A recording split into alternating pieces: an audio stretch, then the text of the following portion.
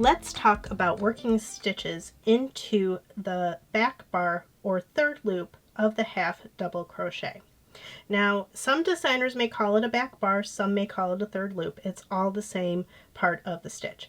So just to review real quick, a half double crochet is a yarn over, insert our hook into the stitch, yarn over, pull up a loop, so now there's 3 loops on the hook, yarn over, pull through all 3 loops, and that makes our half double crochet.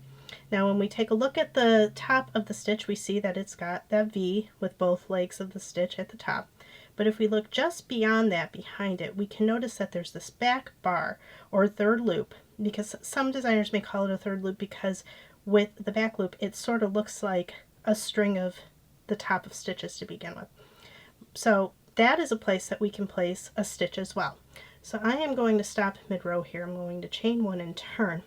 And you can work any stitch into this back bar.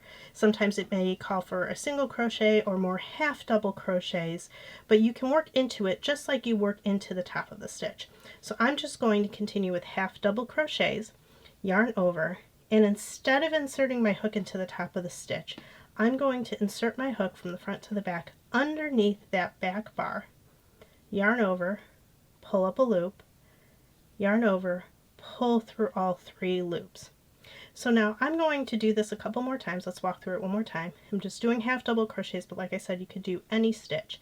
Yarn over, insert the hook in underneath that back bar, yarn over, pull up a loop, yarn over, pull through all the loops on the hook.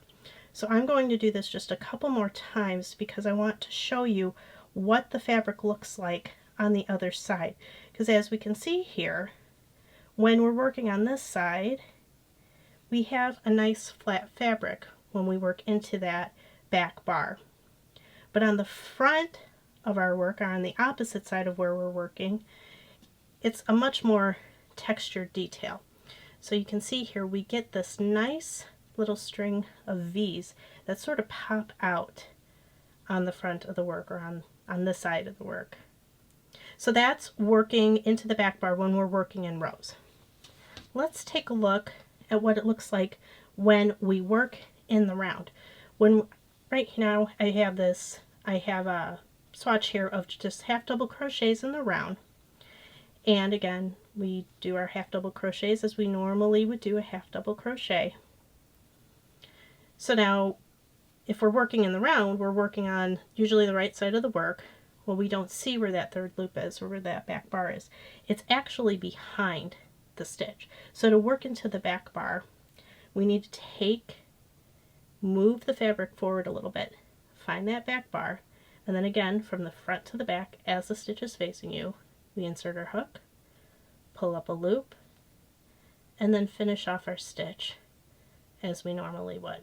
So again, you might have to kind of turn your fabric towards you a little bit to find that back bar. It's right here, and you can see how it makes a V. For this is our in the round from the front side. Here's our front loop, here's our back loop, and then that third bar, that back bar is right here, right behind and underneath the back loop on the opposite side of the work. And we just finish off our stitches. So it's right there. And again, even with working in the round, you can work whatever stitch the pattern calls for. Then, if you were to work in that back bar on every row in the round, you actually get what's called the camel stitch. It's sort of a fun texture, very squishy and fun. Enjoy!